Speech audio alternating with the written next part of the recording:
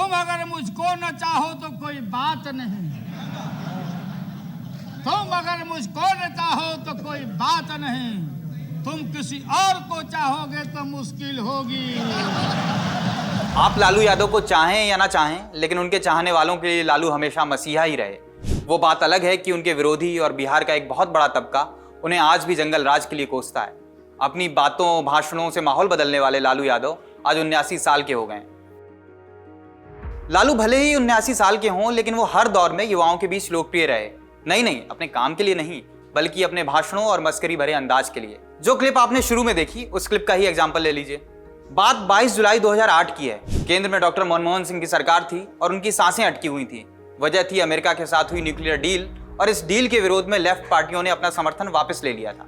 अब यूपीए सरकार को संसद में अपना बहुमत साबित करना था। संसद में फ्लोर टेस्ट चल रहा था। माहौल में भयंकर टेंशन थी कि ऊंट किस करवट बैठेगा, सरकार बचेगी या गिरेगी।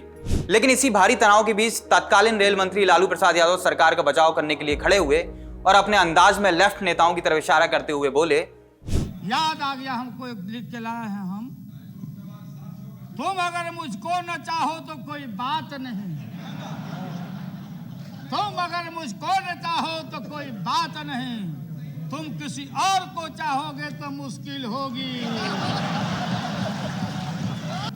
ये सारे देशभक्त हैं और हम किसी भी कीमत पर कहीं भी महोदय, ये जो प्रोविजन है 45 कंट्री है, उस कंट्री में हम किसी से ले सकते हैं, हम अपना सामान ले सकते हैं। जो सप्लाई ग्रुप है ऑस्ट्रेलिया से, न्यूक्लियर सप्लाई ग्रुप, रूस से ले सकते, सामान ले सकते हैं महोदय, और कोई खैरात में नहीं। अगर किसी देश को नहीं सूट करता है तो जो 14 सेक्शन है उसमें डाइवोर्स करने का भी provision. Okay, good bye, ta-ta. आजकल डाइवोर्स बहुत होता है, इसलिए कि अरेंज मैरिज नहीं हो रहा है, बेकार का बात हो रहा है, इसलिए डाइवोर्स का भी प्रोविजन है। डाइल्यूट करते हैं आप कंफ्यूज करते हैं।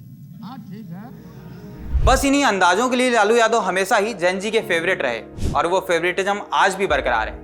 अगर आप इंस्टा या फेसबुक पर रील स्क्रॉल करते होंगे तो आज के दौर में भी लालू यादव का 27 साल पुराना वो भाषण सुना होगा, जिसमें 1999 में उन्होंने ममता बनर्जी से कहा था, आपने कहा कि हम मंत्रिमंडल का विस्तार करेंगे। ये बैठे हुए लोग, ये हमारी बहन ममता, ये मामूली आदमी है, मजबूत आदमी है ममता। उसकी ताकत थी, चाहे जहां से लड़के आए। कहा था ममता जी ने कि हम अगर बनाते हैं तो हम रेल लेंगे। रेल, और वो बोला कि हम, नीतीश जी या जॉर्ज साहब बोले कि हम रेल नहीं, नीतीश बोले कि हम नहीं छोड़ेंगे रेल। तब पंचायती करने चले गए जॉर्ज साहब की भाई सरकार टूट जाएगी, नीतीश मान जाओ। तो नीतीश जी ने जॉर्ज साहब को कहा कि खबरदार, फिर बिहार से लड़ना नहीं है क्या आपको?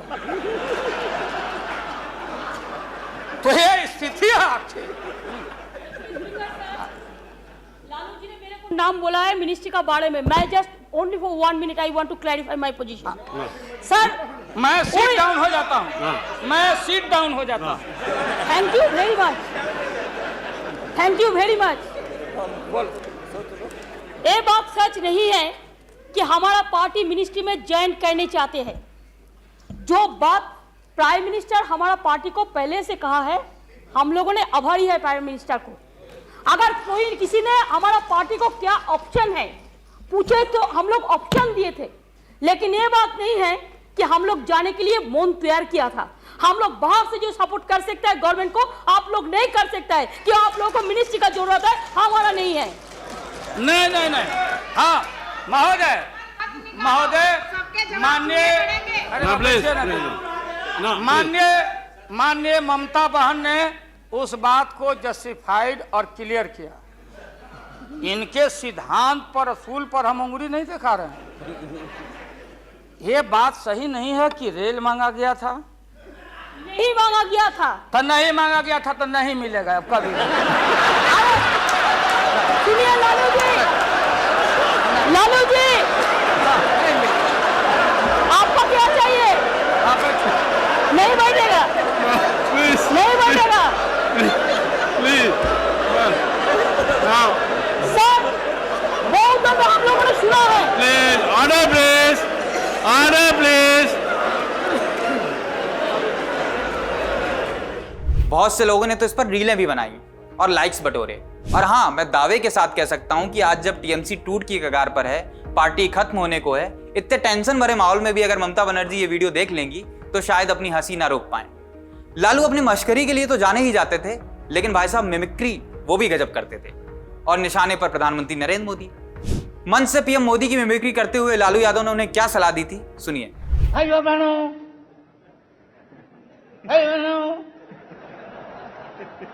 बिजली आई,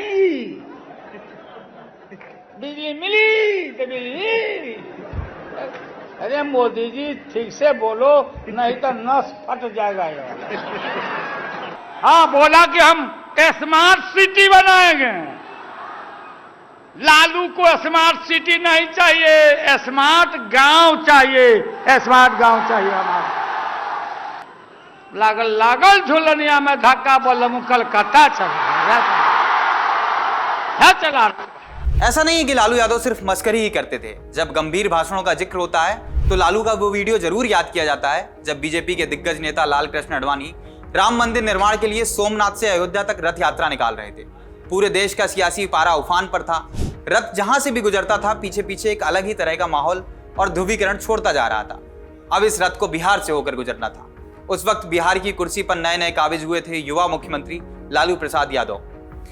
यात्रा के बिहार पहुंचने से ठीक पहले लालू ने एक विशाल जनसभा को संबोधित किया। उन्हें इस बात का अंदेशा था कि इस रथ के साथ साथ सांप्रदायिक तनाव भी आ सकता है। लालू ने खुले मन से माइक पकड़ा और आडवाणी जी से सीधे अपील की। वो बात अलग है कि लालकृष्ण आडवाणी इसके बाद भी नहीं माने और 23 अक्टूबर 1990 को मुख्यमंत्री लालू प्रसाद यादव के आदेश पर उन्हें गिरफ्तार कर लिया गया।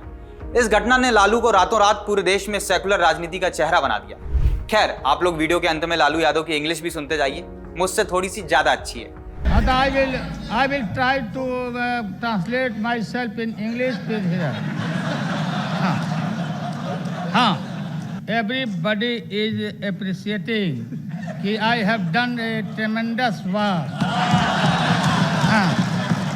Each and every year I have earned crores and crores every day, and they are saying Lalu Yadav has planted a fruit tree, and every year it is duty of mine to grow fruit tree.